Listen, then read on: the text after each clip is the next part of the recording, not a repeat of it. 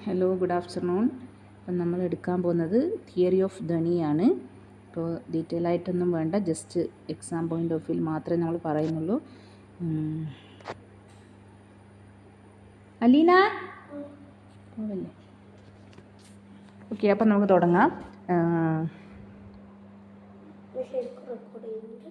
Dhwani Siddhanta occupies the most prominent place amongst the theories of the Indian aestheticism. അതായത് ധ്വനി എന്ന് പറയുന്ന സിദ്ധാന്തം means theory, അതെന്ത് ചെയ്യുന്നുണ്ട്, ഒരു important place among the theory of the Indian aestheticism. Indian ഈസ്തറ്റിക്സിൽ വളരെ ഇമ്പോർട്ടൻ്റ് ആയിട്ടുള്ളൊരു പ്ലേസ് ആണ് ആർക്കുള്ളത്, ധ്വനി സിദ്ധാന്തയ്ക്ക് ഉണ്ടാകുന്നത്.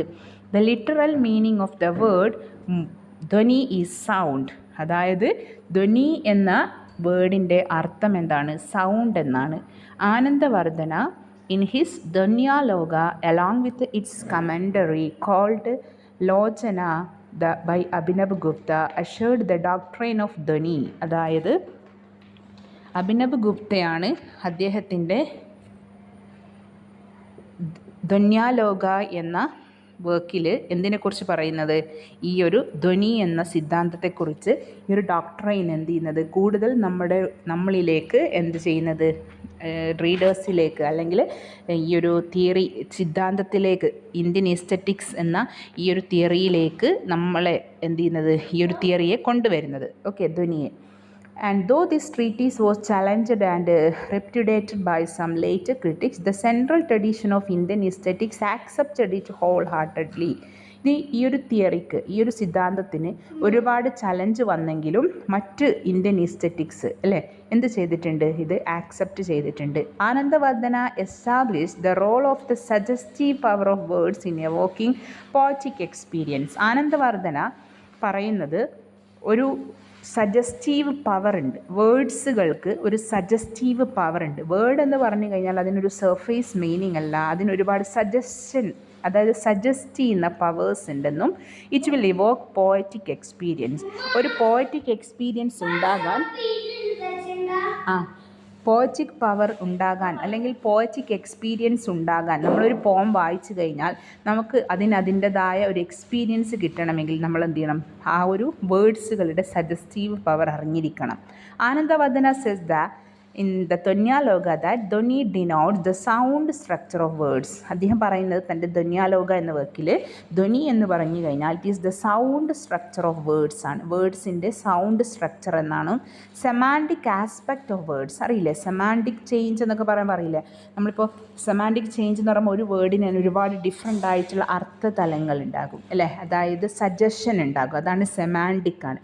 ഒരു വേർഡിന് എന്തുണ്ടാകും, അതിനൊരു സൗണ്ട് സ്ട്രക്ചർ ഉണ്ടാകും, അതേ അവസരത്തിൽ അതിനൊരു സെമാൻറ്റിക് സ്ട്രക്ചർ ഉണ്ടാകും. സെമാൻറ്റിക് എന്ന് പറയുമ്പോൾ ഇപ്പോൾ നമ്മൾ ഒരാൾ മരിച്ചു അല്ലേ, ഹി ഡൈഡ് എന്ന് പറയുന്നതിന് പകരം നമ്മൾ പറയും he join the heavenly choir, അല്ലെങ്കിൽ ഹാസ് പാസ്ഡ് എവേ, അല്ലെങ്കിൽ എന്താണ് he has his last breath എന്നൊക്കെ പറയും അല്ലേ. അപ്പോൾ അതാണ് സെമാൻറ്റിസം എന്ന് പറഞ്ഞു കഴിഞ്ഞാൽ. Then third one, the revealed suggested meaning as such and the process of the suggested involve. പിന്നെ അതായത് ഒന്നാമത്തത് ഒരു സൗണ്ട് സ്ട്രക്ചർ, എല്ലാ വേർഡ്സിനും, അതായത് ധ്വനി എന്ന് പറഞ്ഞു കഴിഞ്ഞാൽ വേർഡ്സിൻ്റെ സൗണ്ട് സ്ട്രക്ചർ ആണെന്ന് പറഞ്ഞു. രണ്ടാമത്തത് സെമാൻറ്റിക് സ്ട്രക്ചർ ആണെന്ന് പറഞ്ഞു അല്ലേ.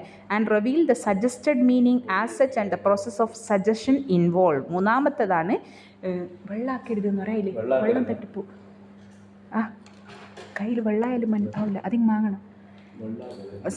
അതായത് ഈ ഒരു സജസ്റ്റഡ് മീനിങ് ഉണ്ടാകും, അതായത് ഓരോ വേർഡിൻ്റെയും സജസ്റ്റഡ് മീനിങ്ങിനെയാണ് ധ്വനി എന്നതുകൊണ്ട് അർത്ഥമാക്കുന്നത്. Anandavardhana consolidated the theoretical tradition by integrating the elements like അലങ്കാര, ഋതി ആൻഡ് വക്രോതി into the theory of suggestion. അതായത് ആനന്ദവർദ്ധൻ എന്താ ചെയ്യുന്നതെന്ന് വെച്ചാൽ ഇന്ത്യൻ തിയറീസിൽ വരുന്ന അലങ്കാര, ഋതി, വക്രോത്തി ഇങ്ങനെയുള്ള തിയറീസൊക്കെ എന്ത് ചെയ്യുന്നു, ഈ ഒരു തിയറി ഓഫ് സജഷൻ്റെ ഒപ്പം എന്ത് ചെയ്യുകയാണ്, ഇൻറ്റർഗ്രേറ്റ് ചെയ്യാണ്.